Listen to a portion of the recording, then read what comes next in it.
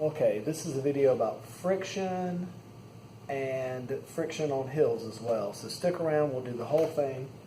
Don't forget you can pause it or replay it if I go too fast. Here is a flat surface. It's horizontally. On that flat surface sits a 5 kilogram box.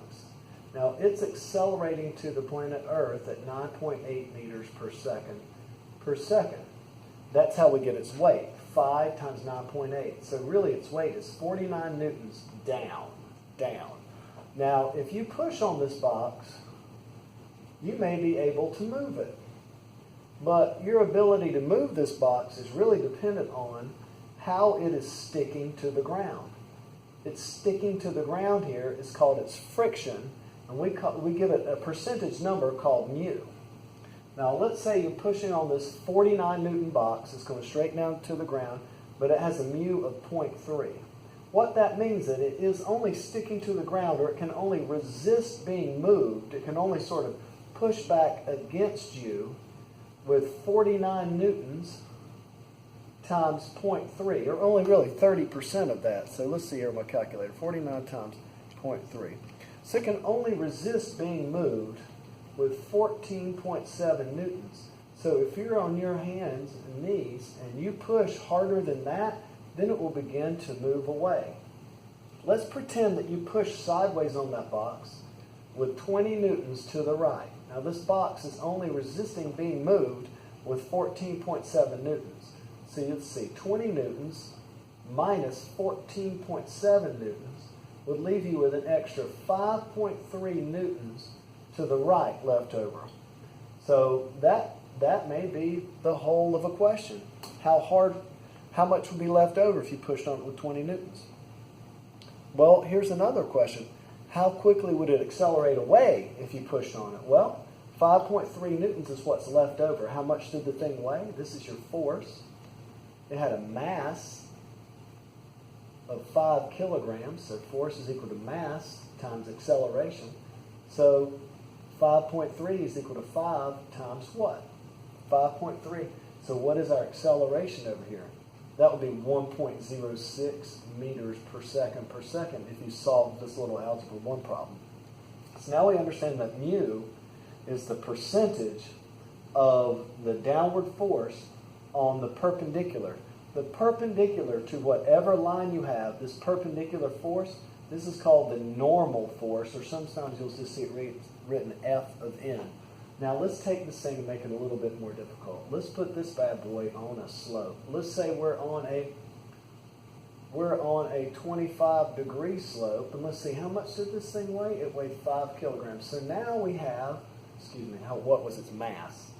Now we have a 5 kilogram mass, but now its normal force isn't straight towards the earth. It's not straight towards the earth. It's straight towards the earth force goes down this way. Some mysterious, let's make that a different color. It goes down this way. Okay? In other words, if we look, we've now made a little triangle. If we had a little scale right here, and we tried to see what the mass of this 5 kilogram mass was, we tried to weigh it on this angle, it wouldn't be 5 times 9.8, because 5 times 9.8 is its weight towards the center of the earth. This is gravity, obviously. 5 kilograms times 9.8 meters per second squared. So what we're looking at here is the 49 newtons from earlier. It's still going straight down towards the earth, but the box is sitting on a scale this way. Here's a neat thing for you to understand. This angle down here, the angle of the slope, is also the angle that goes right here. So that 25 degrees matches this 25 degrees. So now we're going to use some trig, and we would understand we have an angle right here. We have a hypotenuse, and we're looking for the adjacent side. So we're going to use cosine. The cosine of 25 is equal to the adjacent side, that force right there, over hypotenuse, which is 49 newtons. Some simple math would say 49 times the cosine of 25. 44.4. The force this way, 44.4 newtons, is the force towards the scale. So if there was a scale right here, and you were looking at the force on that scale, it'd say 44.4, not 49. Let's try something else. Let's see, what if this 5 kilogram box right here, what if it was on really good wheels? What would be its force down the slope that way? Down the slope, let's say it's on wheels and it just wants to roll down the slope. Well, what would the force, like if you're going to stand here and hold it and lean back with a rope, try to keep that thing from sliding down the hill, how hard would you have to pull on it? Well, its force down the hill, again, is another trig function. Notice we have an angle. This is the opposite side, and now that's the hypotenuse. So we're going to say the sine of 25 is equal to the opposite side, that's this side, the down the hill side, divided by the hypotenuse of 49 newtons. So again, we're going to do that right now. We're going to say 49 times 25 sine, and that's going to give us 20.7. So it's actually trying to slide down the hill with 20.7 newtons of force, okay? So if we're trying to slide down the hill with 20.7 newtons of force, well, and we have 44.4 newtons this way, then we don't know if it's going to slide or not. We have to look at one more thing. We have to look at this thing right here called the mu. The mu. Now, the mu is the friction between this box and the hill. If the mu is equal to 1, then that means if it's sticking down here with 44.4, then you're going to have to push with 44.4 to get it to move. So if the mu is 1, this 20.7 newtons is not going to get it to slide. Let's try it with a different mu. Let's say that the mu right here is actually only, just like in this earlier problem, remember we had a mu of 0.3? It's the same box, it's just now we're on the hill. Let's say the mu is now not 1, but it's only 0.3, okay? So the downward force here really, its ability to fight that downward force, is going to be only 44.4 times 0.3 now. Let's see what that is. 44.4 times 0.3. It can actually only resist sliding down the hill with 13.3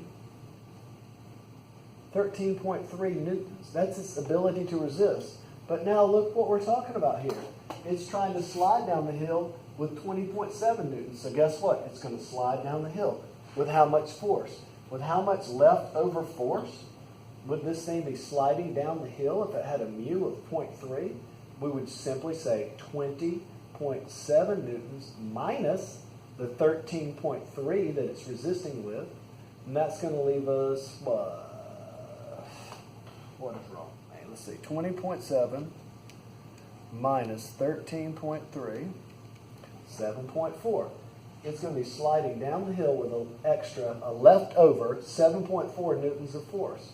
Now we could, just like in the earlier problem, we could say, what would the acceleration down the hill be? Well, it would be F is equal to M. Notice the mass hasn't changed. Still 5. F is equal to MA, so 7.4 is equal to 5 times what? So we'll say 7.4 divided by 5, 1.48.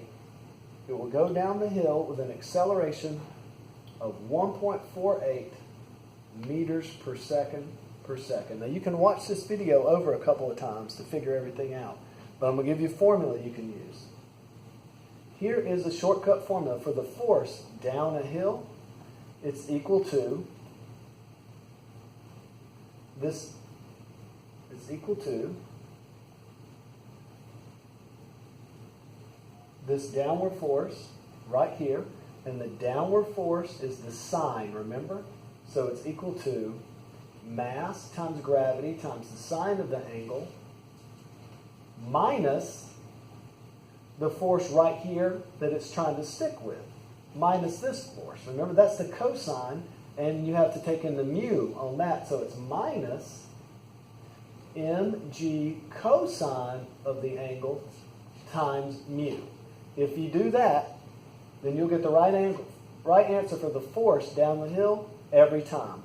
Now, to make it simpler, Here's another shortcut problem, or shortcut answer. What if we're just talking about the acceleration down the hill? The acceleration down the hill is equal to g sine theta minus g cosine theta mu. Well, how could I do that so quickly?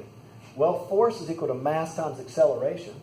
So if we just go ahead and take out the mass both times, then that just leaves us very simply the acceleration formula. I hope that helps, and I hope you can do the problems.